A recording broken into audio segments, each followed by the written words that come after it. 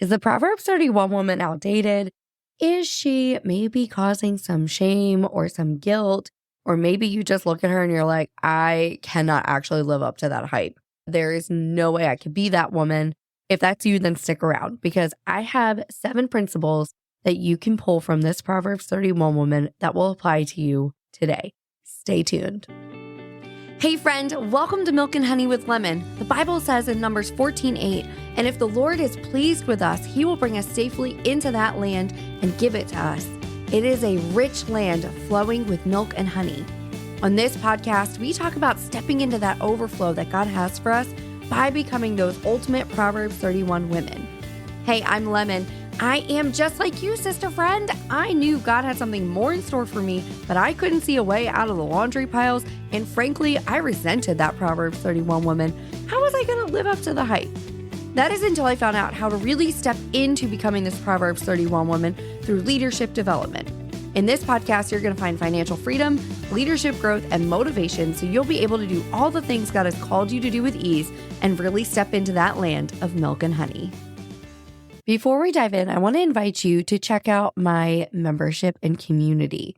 It is called Girl Power Alliance, and it is really for women who are ready to step into being that ultimate Proverbs 31 woman. And you can actually check it out for free. So you can either click the link in my show notes where it says check out the membership community, or you can go to girlpoweralliance.com/lemon and sign up for a free sneak peek, and you can check out what this community is all about. There are over 350 and counting trainings available to you, guest experts, all kinds of things really meant to help you mentally, physically, spiritually, entrepreneurially, whatever it is you may need, we have it here for you, friend. Welcome back to the Milk and Honey podcast. I'm your host, Lemon Price. And if I sound a little off, y'all, I have had this dry cough for 2 or 3 days now. And I tried I've done all the home remedies, so I sound better than I did. A few days ago, my youngest actually asked me, he thought I was their dad because I sounded so rough. I just woke up sounding like a man. So if I sound a little off, I apologize. It's getting better. I will say that. Let's talk about the Proverbs 31 woman, right? This whole podcast is based on this woman.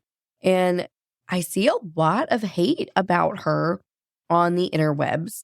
And people really think she's outdated, she's antiquated, that's just unrealistic. It's an unrealistic expectation of women.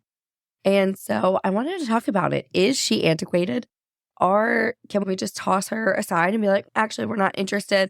I'm going to have to rebrand the podcast if that's where we come to. But I don't think that's where we're going to come to. Because while we may not be doing the same things, there are some key principles that we can take from the Proverbs 31 woman. So I have my physical Bible sitting next to me with a bunch of points. So if you need a quick nanosecond to either grab a Bible, grab a journal, pull up the Bible app in your phone, whatever it is you need to do, we're going to be deep in Proverbs 31 on this episode, and I'm excited. Let's talk about some of these things that we can take and apply and how they work right now. So first, we're going to jump to Proverbs 31:15. And this verse, it says, and I have an NLT in front of me. It says, she gets up before dawn to prepare breakfast for her household and plan the day's work for her servants' girls. What I like about this verse, right, is there is some diligence here and industriousness, right? She's definitely a planner for sure. And she is up early. And I'm not saying that you have to get up at 4 a.m. to be the Proverbs 31 woman, but she is up early and she has a plan. She's up early and she has a plan. So her day is not all willy-nilly and she has no clue what she's going to do. She's not hitting the snooze button a lot. Like, she's up early. Something I did because I was really getting tired of hearing my alarm in the morning. I just didn't like it. It didn't excite me. And I was just over that sound. So I changed my alarm actually. So I have a bunch of praise and worship playlists on Spotify. I'm an Android user, so you guys can all do not leave me negative reviews if you hate Android. Okay, I'm talking to you Apple people. I used to have one. I still use a MacBook, but I love my Android. And so anyway, so I programmed my alarm now to pull from Spotify. And so it pulls one of my like worship playlists. And so that's how I wake up in the morning now, is with a different worship song every morning. And it really just sets the tone for the day. It makes it easier for me to get up because I'm waking up immediately. We're praising Jesus at first thing in the morning. And so it's been really helpful for me to not hit my snooze button because I'm in a different mindset. I'm in a different group. And so find something that works for you. Find a routine that works for you. Decide when you're going to get up and get up with a plan and a purpose. That is something we can take from her, is she woke up early with a plan and a purpose. She knew there was things she had to get done. All right, now we're going to head one verse up to Proverbs 31:14. And it says, she is like a merchant's ship bringing her food from afar. And so I just want to say, and we see this all throughout Proverbs. We see her buying a vineyard. We see her, she sees that her trading is profitable, all those things. She is resourceful and entrepreneurial. And so she is doing so many things. She's doing so many things to contribute to her family's well-being. And we're going to get into how that extends. And we're going to talk about her family focus and stuff here in a minute. But she is entrepreneurial. She is not just chilling like a villain. I don't know if you guys, my kids were obsessed with the movie Descendants a couple of years ago. And so now every time I say chilling, I think of that song, Chilling Like a Villain from Descendants. Anyway, I digress. But she has purpose. She has things she is doing to contribute. And it doesn't say she's absent from her family or anything like that.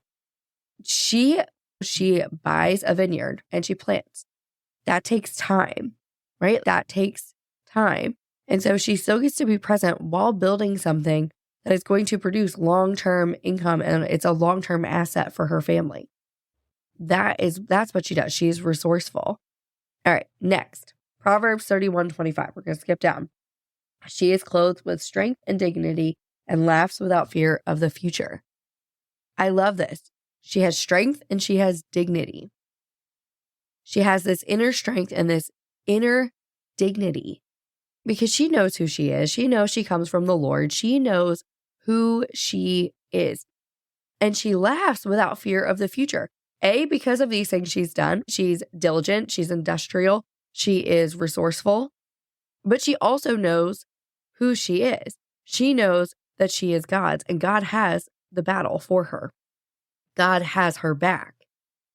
Things may not always look the way we want them to, but God has her back. God is always acting in her best interest. And so she has no fear of what is to come because she has been prepared. She has done all these things to prepare herself and her family and their financial future. And it doesn't say her husband doesn't work, by the way. It says that her husband is respected at the city gates.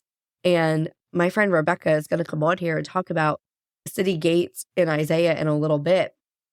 But it's a big deal to be at the city gate. And her husband is providing, but so is she. There is dual income here.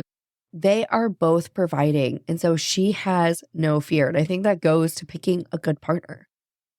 My first husband was definitely not a good partner. I did not laugh at the future because there was definitely a lot of fear. And I don't feel that way because I have a great partner. I have somebody who is resourceful and diligent and provides. And so I don't have to stress for a lot of reasons. I don't have to feel stress. And so it is also about picking somebody who's really good, a good partner for you. All right, next we're going to go down one verse to Proverbs 31:26. When she speaks, her words are wise, and she gives instructions with kindness. I love the wisdom and the prudence that the Proverbs 31 woman has.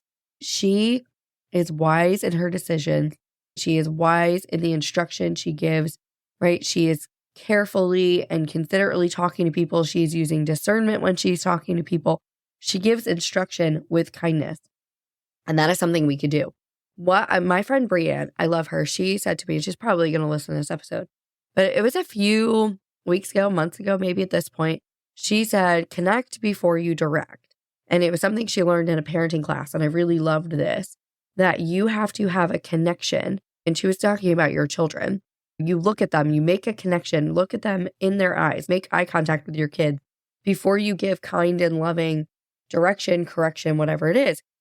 And then she goes, and that's exactly how we have to be with our Father. Like before he can direct, like we have to connect. And I just think about all of these things we've already talked about with the Proverbs 31 woman that we can embrace and embody. She probably was connecting with her Father first, and then giving instruction in kindness and love and compassion. I love that about her. And she has wisdom. And so where is she getting her wisdom from? It's from God, right? That's where it's going to come from. All right, we're going to skip up a little bit to Proverbs 31:20. And I want to talk about her generosity and her compassion. And we talked about that a little bit ago when we were talking about her entrepreneurial pursuit. So that verse says, she extends a helping hand to the poor and opens her arms to the needy. This is what I love about the Proverbs 31 woman, is that she's entrepreneurial. And so she has a relationship with the Father. So her heart posture is different. And again, we're going to talk about that in a minute. So her heart posture is a little bit different probably than some of the people around her. But then she has an abundance. Because of all these entrepreneurial pursuits, she has an abundance and she can give out of that abundance. And that's something that we can do. That is something that we could do. I have said this so many times. I have a goal this year, and this is not my own goal. This is something God told me in September of 2023. My church does this event called Backpack Buddies, and they donate $10 for every person who comes into the church building or watches online. And so you better believe on Backpack Buddy Sunday, I'm going to remind everybody of the podcast to tune in. I will drop a link to it so that way we can fund this ministry. But last year I was sitting there at church and it was like really clear. It was so clear. And I don't think maybe somebody else in this room got the prompting, but probably not. This was just for me. But God told me I needed to match my church's donation. And now my church funds that ministry in full every year. And this year we donated $22,000. And so God, you need to match that donation next year because this program has to extend. There's going to be more children who are food insecure. There's going to be more people in need. And so I need you to match that donation. My church donated $22,000.